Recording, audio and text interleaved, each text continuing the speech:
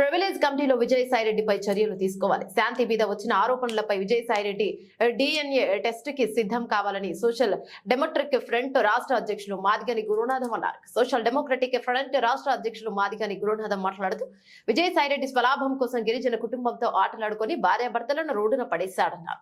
శాంతి అనే అధికారిని అడ్డం పెట్టుకుని దేవాదాయ భూములు వివాదాస్పద భూములు కొలగొట్టాడని ఆరోపించారు. గిరిజన బిడ్డ శాంతి మదన్మోహన్ విజయసాయిరెడ్డి విడగొట్టి వారి జీవితాలతో చెలగాటాలు ఆడాడన్నారు. ఎంపీ స్థాయిలో ఉండి కుటుంబాన్ని రక్షించే స్థాయిలో ఉన్న వారిని భక్షించారని తీవ్ర స్థాయిలో విమర్శించారు. సోషల్ డెమోక్రటిక్ సంస్థ తరపున వారి కుటుంబాన్ని కలిపేందుకు ఈ పోరాటం అన్నారు.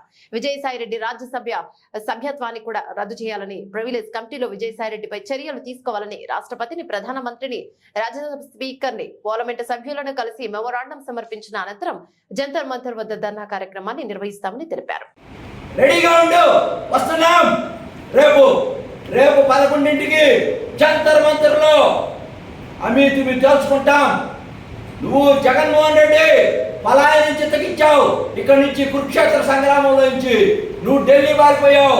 ఢిల్లీలో ఏం సంబంధం ఉంది? ఢిల్లీతో నీకేం సంబంధం ఉంది? అక్కడ ఎన్డీఏ ప్రభుత్వం ఉంది. నీకు జనాలంతా కూడా చేత్కరించారు. ఇంకా నీకు సిగ్గు రాలేదంటే విజయసాయిరెడ్డి లాంటి వ్యక్తుల్ని నువ్వు పక్కన పెట్టుకోబట్టే మేము రాజకీయంగా విమర్శించదలుచుకోలేదు. ఎందుకంటే నువ్వు విజయసాయిరెడ్డి గారు ఇంకా వైసీపీలో ఉన్నాడు కాబట్టే మేము మాట్లాడుతూ ఉన్నాం.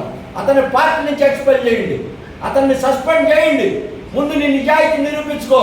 ఇక్కడ గిరిజన మహిళకి అన్యాయం జరిగితే అక్కడెక్కడో రోడ్ల మీద కొట్టుకునేటువంటి రౌడీలకు మధ్య గొడవలు జరిగితే దాని గురించి అంత పెద్ద యాగి చేస్తా ఢిల్లీకి వెళ్తావే.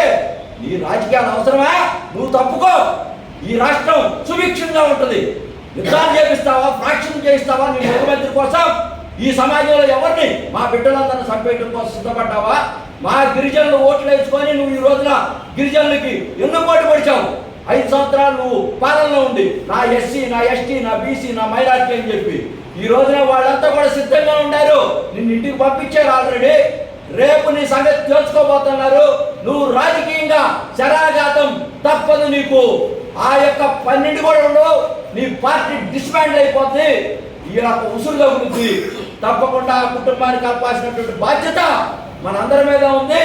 ఈ సమాజంలో అందరినీ కాపాడుకోవాలా? తప్పకుండా we are not against anybody personally. We love very much personally. We are against their attitude. ఎవరైతే తప్పుడు పనులు చేస్తున్నారో వాళ్ళందరినీ కూడా మేము నిలదీస్తాం, నిగుదీస్తాం, బుల్డోజ్ చేస్తాం, కలబడతాం, నిలబడతాం. ధిక్కార స్వరంతో ఉద్యమాన్ని ఉర్రూతలొగిస్తాం, ముందుకు తీసుకెళ్తాం. మేము చివరికి రిజల్ట్ తీసుకొస్తాం. రెక్కింగ్ చేస్తా ఉన్నారు మా మీద. మీకు ఇంకోటి చివరిలో చెప్పాలి. మదన్మోహన్ని ఏదో ఒకటి చేయాలని, గురునాథాన్ని ఏదో ఒకటి చేయాలని, ఏదో ఒకటి చెయ్యాలా. ఈ పత్రికా విలేకరులు కొంతమందిని ఏదో దాంట్లో ఇరికించాలా. ఇతను దెయ్యాలు వేదాలు వల్లించినట్టుగా విజయసాయిరెడ్డి గారు ఈ యొక్క పత్రికల మీద, ఈ మీడియా మీద ఏదో లెటర్లు రాశాడంట పార్లమెంట్లో. నాకేదో అవమానం జరిగిపోయింది, అన్యాయం జరిగిపోయింది. ఆయన అంత పెద్ద గౌరవనీయులా 16 నెలలు చెప్పకూడదన్నావు. నువ్వు నీ గౌరవం గురించి, నీ యొక్క వ్యక్తిత్వం గురించి నువ్వు చెప్తావా? విజయసాయిరెడ్డి గారు తస్మా జాగ్రత్త. నేను చెప్తా ఉన్నాను, నీకు తొందరలోనే నువ్వు జైలుకు పోవడం ఖాయం. సిద్ధంగా ఉండు. వస్తున్నాకి 100 మంది